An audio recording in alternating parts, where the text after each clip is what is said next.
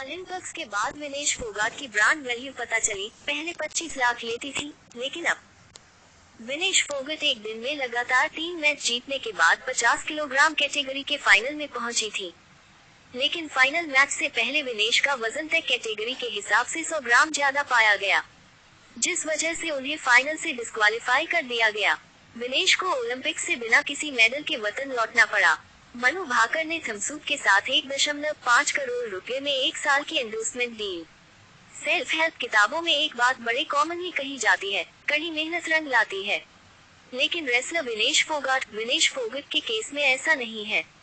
कभी कभी मेहनत के बावजूद मेडल हाथ से निकल जाता है, लेकिन मेहनत कुछ लाए चाहे न लाए, ब्रांड वैल्यू में जरूर इजाफा कर देती है।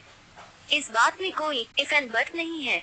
पेरिस ओलंपिक्स 2024 में गए कई भारतीय एथलीट्स के साथ ऐसा ही हुआ है। विनेश फोगाट, मनु भाकर और नीरज चोपड़ा की ब्रांड वैल्यू की इन दिनों खूब चर्चा है। भारतीय रेसलर विनेश फोगाट एक दिन में लगातार 3 मैच जीतने के बाद 50 किलोग्राम कैटेगरी के फाइनल में पहुंची थी। लेकिन फाइनल मैच से पहले विनेश का वजन तय कैटेगरी के हिसाब से 100 ग्राम ज्यादा पाया गया, जिस वजह से उन्हें फाइनल से डिस्क्वालीफाई कर दिया गया।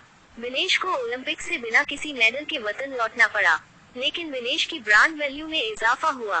कई ब्रांड्स उनके साथ कोलैबोरेट करने के लिए लाइन लगाए खड़े हैं। इकोनॉमिक टाइम्स की रिपोर्ट की माने तो लगभग 15 ब्रांड विनेश को साइन करने के लिए उनको अप्रोच कर चुके हैं। रिपोर्ट कहती है कि विनेश फोगाट की एंडोर्समेंट फीस 25 लाख से बढ़कर 1 करोड़ रुपए सालाना पहुंच गई है।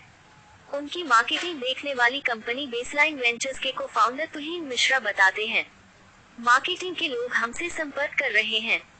वो न केवल उनके प्रदर्शन का हवाला दे रहे हैं, बल्कि सिस्टम से हारने के बावजूद जिस शालीनता के साथ विनेश ने खुद को संभाला, वो उसका भी हवाला दे रहे हैं।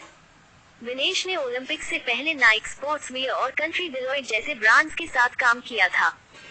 विनेश के अलावा सिल्वर मेडल जीतने वाले नीरज चोपड़ा और 2 ब्रॉन्ज मेडल जीतने वाली शूटर मनु भाकर भी ब्रांड्स की चहेती बन गई हैं। नीरज की वैल्यूएशन 30-40% बढ़ी। नीरज चोपड़ा की ब्रांड वैल्यूएशन 30 से 40% तक बढ़ने का अनुमान है। Global financial advisory firm crawl के मुताबिक नीरज की ब्रांड वैल्यूएशन 330 करोड़ पहुंचने का अनुमान है।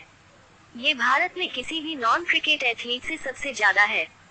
नीरज की एंडोर्समेंट फीस 3 करोड़ से बढ़कर 4-4.5 करोड़ रुपए सालाना पहुंच गई है। ओलंपिक्स में शानदार परफॉर्मेंस के बाद शूटर मनु भाकर की ब्रांड वैल्यू भी बढ़ी है। मनु की एंडोर्समेंट फीस पहले 25 लाख रुपए थी, जो कि अब बढ़कर 1.5 करोड़ रुपए सालाना पहुंच गई है। रिपोर्ट के मुताबिक मनु भाकर ने थम्सअप के साथ 1.5 करोड़ रुपए में 1 साल की एंडोर्समेंट डील साइन की है। ओलंपिक्स से पहले भाकर परफॉर्मेंस एक्टिववेयर जैसे स्पोर्ट्सवेयर ब्रांड के लिए ब्रांड एंडोर्समेंट कर चुकी हैं।